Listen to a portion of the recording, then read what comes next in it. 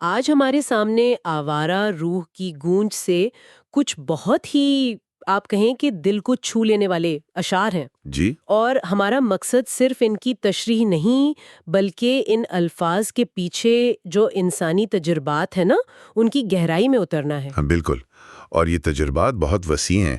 مطلب ان اشعار میں یادوں کے بوجھ سے لے کر اپنی ذات کی قدر کھو دینے کا پچھتاوا بھی ہے۔ تکلیف میں امید کی کرن بھی۔ جی، اور رشتوں کے بدلنے کا ایک بہت ہی پیچیدہ منظرنامہ بھی۔ تو چلے اس گونج کو سننے اور سمجھنے کی کوشش کرتے ہیں۔ پہلا شعر ہے: بے سر و پا یادیں مجھے پل پل ستاتی ہیں، خود ہی ایک دن مٹ جاؤں گا ان کو مٹاتے مٹاتے۔ یہ بے سر و پا یادیں، یہ تصور ہے کتنا طاقتور ہے۔ ہم، یہ بہت اہم نقطہ ہے۔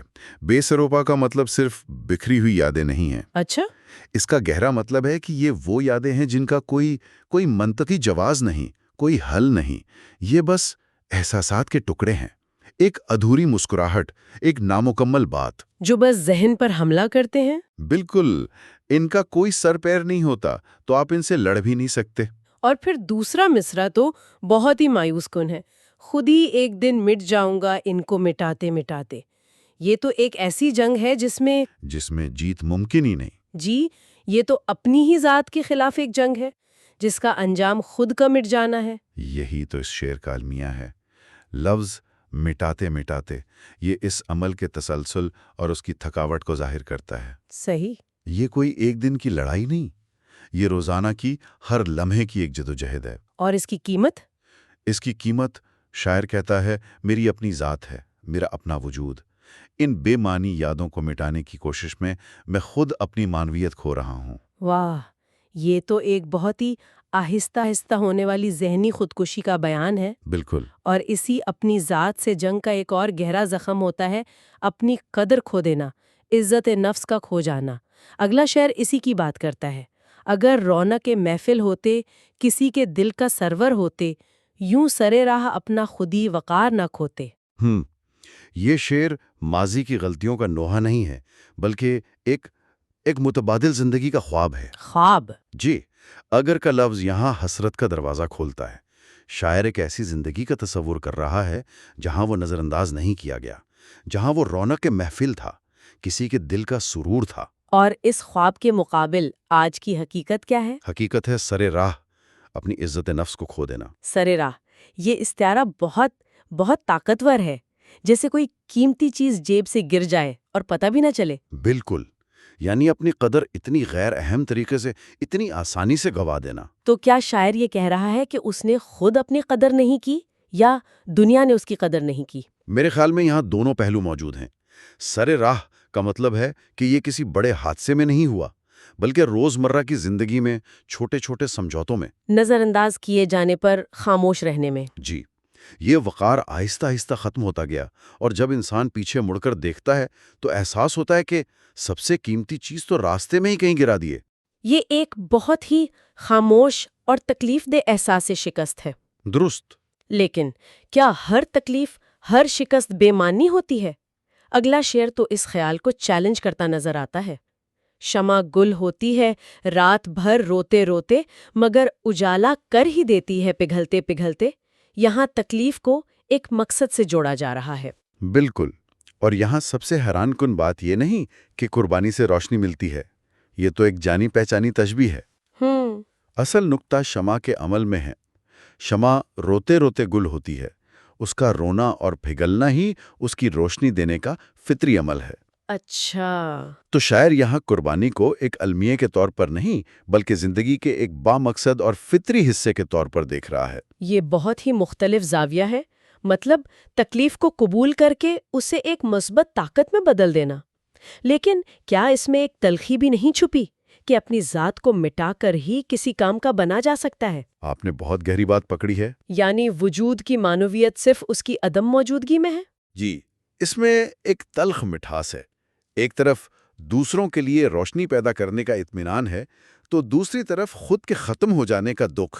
اور شاعر اس تضاد کو قبول کر رہا ہے۔ بالکل، وہ کہہ رہا ہے کہ شاید یہی زندگی کا اصول ہے، کچھ تعمیری کرنے کے لیے خود کو مٹانا پڑتا ہے۔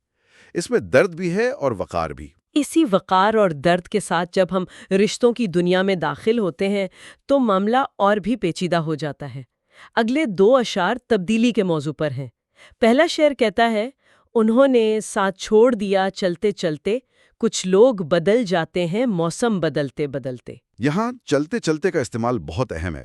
یہ ایک اچانک ہونے والے واقعے کی طرف اشارہ کرتا ہے۔ ایک ایسا دھوکہ جس کی توقع نہیں تھی۔ جی، سفر جاری تھا، سب ٹھیک لگ رہا تھا، اور اچانک ہم سفر نے ہاتھ چھوڑا لیا۔ اور وجہ موسم کا بدلنا؟ جی، یہ ایک بہت گہری تشبیہ ہے۔ شاعر یہ نہیں کہہ رہا کہ وہ برے تھے، وہ کہہ رہا ہے کہ وہ بدل گئے، بالکل ویسے ہی جیسے موسم بدل جاتا ہے۔ یعنی اس تبدیلی کو ایک فطری عمل قرار دیا جا رہا ہے۔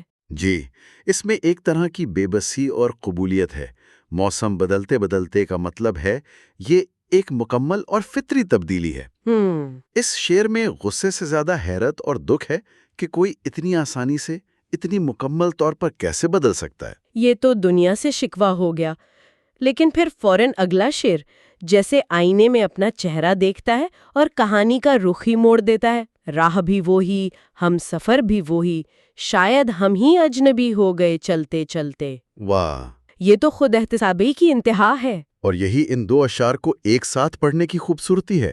پہلا شعر پڑھ کر لگتا ہے کہ شاعر مظلوم ہے، بالکل، لیکن دوسرا شعر پڑھتے ہی احساس ہوتا ہے کہ کہانی اتنی سادہ نہیں ہے۔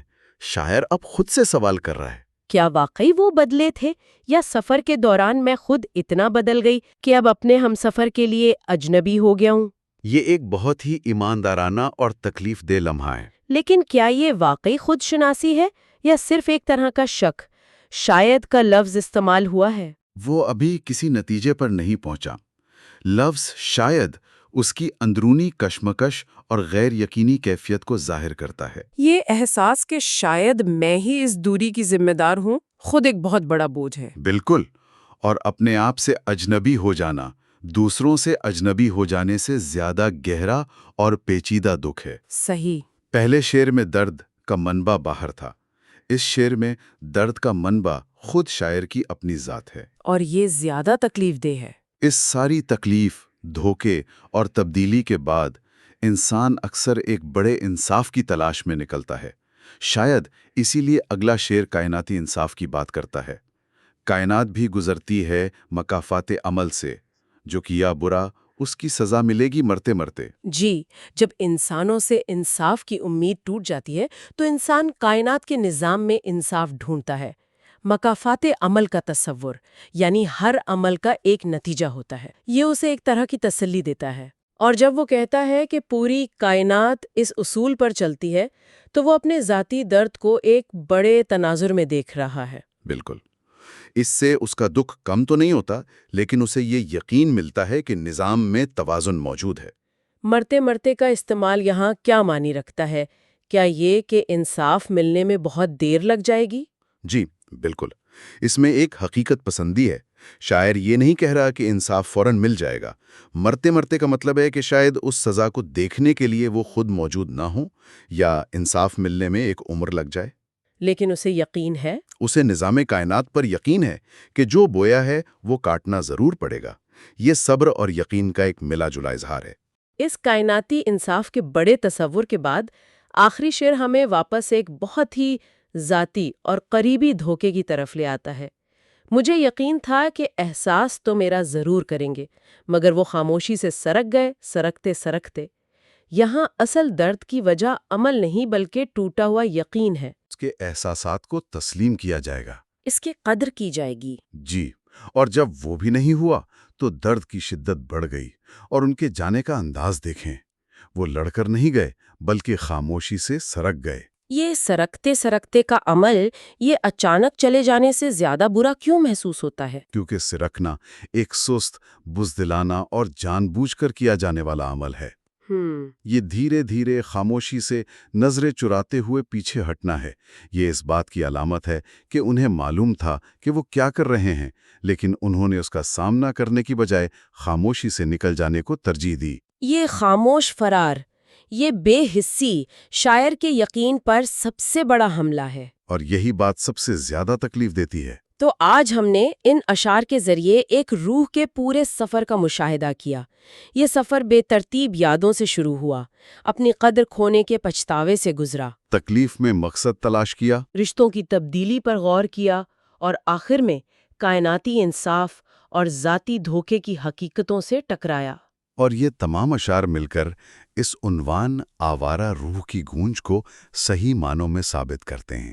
یہ ایک ایسی روح کی تصویر ہے جو بھٹک رہی ہے، یادوں میں، رشتوں میں، اپنی ذات کے اندر۔ لیکن اس بھٹکنے کے دوران وہ زندگی کی گہری سچائیوں پر غور بھی کر رہی ہے۔ جی، یہ سفر صرف ذاتی دکھ کا نہیں بلکہ اس دکھ سے پیدا ہونے والی بصیرت کا بھی ہے۔ اور آخر میں سوچنے کے لیے ایک سوال چھوڑ جاتے ہیں، اس گہرائی میں اترنے کے بعد کیا یہ آوارہ روح کی گونج صرف ایک شاعر کی کہانی ہے، یا یہ ایک ایسی گونج ہے جو ہم سب کے اندر کسی نہ کسی شکل میں موجود ہے؟ ان تمام موضوعات میں سے آج کون سی گونج ہماری اپنی زندگیوں میں سب سے زیادہ سنائی دے رہی ہے؟